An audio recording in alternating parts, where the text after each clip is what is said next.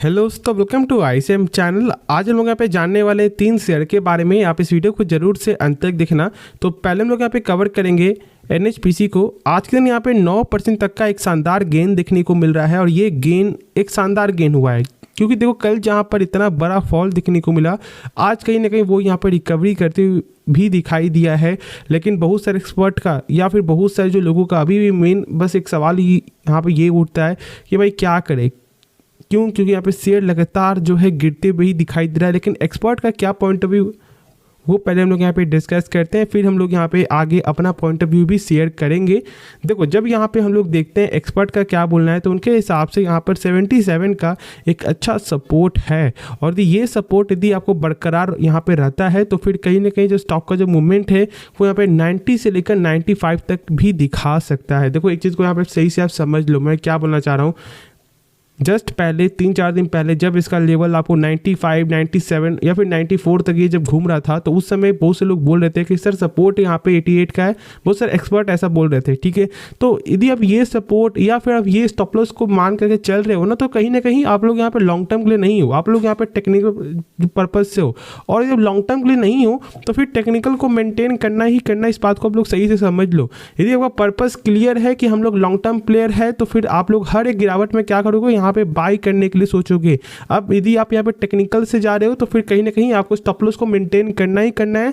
इस चीज़ को बिल्कुल भी इग्नोर मत करना। लेकिन हम लोगों का मेन पर्पस होता है लॉन्ग टर्म के लिए। देखो, लॉन्ग टर्म के लिए हम लोग ये जानते हैं कि भाई यहाँ पे जो रिन्यूएबल एनर्जी के रिगार्डिंग से जो भी कंपनी यहाँ पे आ रही है, सारे कंपनी में एक अच्छा विजन देखने को मिलता है। और साथ साथ भाई यहाँ पे इलेक्शन भी, यदि यहाँ पर सेम जो रूलिंग पार्टी यदि जीतती है तो कहीं ना कहीं मार्केट इस चीज़ को एक्सेप्ट करता है। देखो, ये हम लोग मार्केट के पॉइंट ऑफ व्यू से डिस्कस कर रहे हैं, तो मार्केट तो यहाँ पे यही चाहता है कि जो पार्टी अभी भी है वही पार्टी आगे भी रहे, क्योंकि जो यहाँ पे रूल्स है वो रूल्स में कोई भी चेंजेस यहाँ पे होते हुए दिखाई नहीं देगा और जो भी स्कीम है वो स्कीम बरकरार होते हुए दिखाई देगा, ठीक है। तो ऐसा मार्केट हमेशा से चाहती है और इसलिए ये भी यहाँ पे कहीं ना कहीं डिपेंडेड है, क्योंकि देखो सारे सरकारी कंपनी अभी फिलहाल यहाँ पे इलेक्शन पे भी ये डिपेंड करता है। इस बात को सही से आप समझ लो। यदि ऐसा नहीं होता, यदि यहाँ पे आपको रूलिंग पार्टी यदि हार जाती है तो कहीं ना कहीं मार्केट का जो सेंटीमेंट है वो तो खराब होगा ही होगा और भारी गिरावट के साथ यहाँ पे सरकारी कंपनी भी डाउनफॉल की तरफ बढ़ते हुए दिखाई देगा फॉर द शॉर्ट टर्म के लिए, ठीक है। तो इस बात को लोग सही से समझ लो, बाकी आप खुद ही समझदार हो। और हम लोग अभी का जब डाटा देखते हैं, आपको लेटेस्ट डाटा, तो यहाँ पर 19.5% का जो डिलीवरी पोजीशन जो है देखने को मिल रहा है। और देखोगे तो यहाँ पर जो फ्री फ्लोट मार्केट कैप जो है वो यहाँ पे 23,000 करोड़ का है, जो ठीक है, ठीक है। यहाँ पे 23,000 करोड़ का जो है शेयर वो यहाँ पे घूम रहा है, तो ठीक है, ये एक अच्छा नंबर देखने को मिलता है। और कहीं ना कहीं यहाँ पर ये भी नंबर सही होना जरूरी है, क्योंकि देखो सेम यहाँ पे आपको होता है आईआरएफसी में। जैसे कि जब देखोगे तो वहाँ पर 86% जो है सरकार के पास स्टेक है, तो मात्र 14% स्टेक ही जो है घूमते हुए दिखाई दे रहा है। और यदि जब इतना कम होता है तो फिर यहाँ पर फ्लक्चुएट करना कोई बड़ा बात नहीं है। हाँ, वो एक बड़ी कंपनी है आपको आईआरएफसी, लेकिन फ्री फ्लोट मार्केट का जितना ज़्यादा होगा उतना ही यहाँ पे सही जो है आपको लिक्विडिटी देखने को मिलता है, बिल्कुल भी आप इग्नोर नहीं कर सकते हो।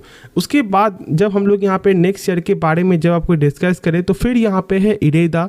देखो भाई, इरेदा में आपको 3.5% तक का गेन हुआ है, ठीक है। लेकिन ये गेन से बड़ा जो है अभी कुछ भी नहीं है, क्योंकि देखो जब हम लोग स्टार्टिंग में देखे थे ना, जब यहाँ पे मैंने भी देखा था आपको लगभग 7-10 बजे के बीच, तो ये माइनस में जा रहा था, ठीक है। 123, 124 से घूमते हुए दिखाई दे रहा था उस समय।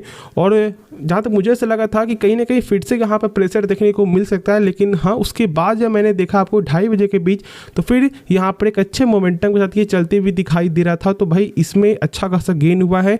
यदि आप देखोगे यहाँ पे नीचे के लेवल से तो ऑलमोस्ट 5% से भी ज़्यादा का यहाँ पर गेन हुआ, इसमें कोई भी शक नहीं है।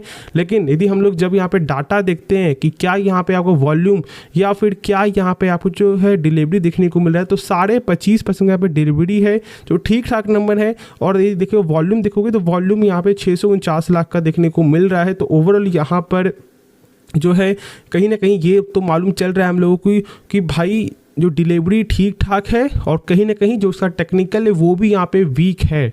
लेकिन यदि हम लोग जब कंपनी का फंडामेंटल देखते हैं तो उसमें कोई भी शक नहीं है। और गेन भी तो यहाँ पे हुआ है ना भाई, आईपीओ के प्राइस से जब इसका लिस्टिंग जो था वो ऑलमोस्ट जो है 50-60 तक होते हुए दिखाई दिया था बीच में, और उसके बाद अभी यहाँ पर 120 चलते हुए दिखाई दे रहा है। तो आप सोच सकते हो मैं यहाँ पे क्या बोलना चाह रहा हूँ, ठीक है। तो पेशेंस रखो, जब स्टॉक गिर रहा है ना, तो यदि आपको कंपनी में भरोसा है, यदि कंपनी के बिजनेस में इंटरेस्ट है, या फिर कंपनी का फंडामेंटल यदि आपको समझ में सही से आता है, तो उस समय थोड़ा करके यहाँ पे एवरेज करना है, ना कि यहाँ पे पैनिक होना है। बहुत लोग ये सर बोल रहे थे कि सर हम लोग डरते नहीं है, लेकिन कहीं ना कहीं जो माइंड में वो जो डर आ जाता है, तो इसका वजह क्या है ना कि पेशेंस नहीं है, ठीक है। पेशेंस बनाना पड़ेगा, पेशेंस सीखना पड़ेगा, और इसके लिए आपको करना पड़ेगा यहाँ पे जो है मेडिटेशन, ठीक है। ये करो, ठीक है भाई। एक्सरसाइज करना बहुत ज़्यादा इंपॉर्टेंट है। ऐसा नहीं होता कि भाई बस पैसा लगाओ और शेयर मार्केट में पैसा कमाओ, ऐसा नहीं है। आपको अपने हेल्थ में भी और ख़ास तौर से माइंड को तो भाई बिल्ड करना ही करना है, यदि शेयर मार्केट में अच्छा पैसा बनाना है लॉन्ग टर्म के लिए। तो बाकी भाई ट्रेडिंग पर्पज़ के लिए भी जानते हो सबसे मेन क्या होता है, माइंड होता है। यदि माइंड जरा सा भी आपका घसका ना, थोड़ा सा भी कुछ खराबी हुआ, तो फिर आपका लॉस, या फिर आप लोग इतना ज़्यादा यहाँ पे जो है मतलब पैनिक हो जाओगे कि जो नहीं भी करना चाहिए यहाँ पे वो भी आप कर दोगे, ठीक है। तो इस बात को सही से समझो, और कम से कम नहीं भी तो भाई 15 मिनट या फिर आधा घंटे का यहाँ पे जो मेडिटेशन जरूर से करो। ये बहुत ही इंपॉर्टेंट पार्ट में से एक है हम लोगों के लिए, ठीक है, खासतौर से जो ट्रेडर और इन्वेस्टर के लिए। इसे बिल्कुल भी इग्नोर मत करना। बाकी मैंने कंपनी के बारे में सारा कुछ बताया हुआ है। यहाँ पे कंपनी का एनपी यहाँ पे सही होते हुए दिखाई दे रहा है, और यदि यहाँ पे नेक्स्ट क्वार्टर भी यदि और सही होते हुए दिखाई दे जाएगा, तो फिर यहाँ पर एक अच्छा जो है और गेन देखने को मिलेगा, इससे कोई भी शक नहीं है, ठीक है। जब गेन होता है तो फिर यहाँ पे करेक्ट के लिए भी वेट करो और इंतज़ार करो, क्योंकि देखो इंतजार में ही एक असल बेनिफिट यहाँ पे छुपा हुआ है, ठीक है। चलो हम लोग यहाँ पे नेक्स्ट जो है शेयर के बारे में डिस्कस करते हैं, जिसका नाम है अदानी पोर्ट्स। बहुत लंबे टाइमों से हम लोगों ने इसे कवर नहीं किया है, और जब हम लोग इसके बारे में डिस्कस करते हैं तो भाई मुझे तो सबसे पहले यहाँ पे यही याद आता है कि जब यहाँ पर, ठीक है, कंपनी जब फंड रेज आपको कर रही थी, उस समय मैंने ये बोला था, जब इसका प्राइस चला था 1120-1130 में, मैंने ये बोला था कि भाई यहाँ से एक अच्छा मौका जो है मुझे दिखाई दे रहा है, और कहीं ना कहीं उस एक महीने के अंदर यहाँ पे 1268 का ये लेवल जो है दिखा रहा है। और अभी भी देखोगे तो बहुत सारे एक्सपर्ट का यहाँ पे क्या टारगेट है वो भी एक बार यहाँ पे आप जान लो। जैसे कि जब देखोगे तो यहाँ पर मोतीलाल ओसवाल का जो है टारगेट प्राइस है 1600 रुपया का। उनके हिसाब से ये 1600 तक भी स्टॉक आते हुए दिखाई दे सकता है, और इस बात को हम लोग इग्नोर नहीं करेंगे, क्योंकि भाई कंपनी का बिजनेस ही ऐसा है, और जो नंबर आया है वो भी यहाँ पे शानदार नंबर देखने को मिले, से कोई भी शक नहीं है। सेल्स देखोगे तो यहाँ पे गजब का ग्रोथ हुआ है, और देखो प्रॉफिट, तो प्रॉफिट भी यहाँ पे गजब का ग्रोथ करते हुए दिखाई दिया है। तो जब यहाँ पे फंडामेंटल और जब यहाँ पे टेक्निकल, जब दोनों ही बुलिश जब साइन यहाँ पे दिखा रहा है ना, तो यहाँ पर भाई सेल करना अभी नहीं है, अभी निश्चिंत होकर यहाँ पे होल्ड करना है, जो मैंने बार बार अपने वीडियो के माध्यम से आपके साथ ये सब पॉइंट ऑफ व्यू शेयर किया हुआ है। बाकी आगे आपकी मर्जी है, ठीक है, खुद से एक बार इसके बारे में सोचो समझो, उसके बाद ही कोई फैसला यहाँ पे लेना। तो होप आपको ये वीडियो पसंद आया होगा। यदि आपको इस वीडियो में कुछ भी सीखने को मिला, जरूर से आप इस चैनल को सब्सक्राइब कर सकते हो, दोस्तों में शेयर कर सकते हो, इस वीडियो को लाइक करना। तो मिलते हैं नेक्स्ट वीडियो में, तो तब तक के लिए धन्यवाद।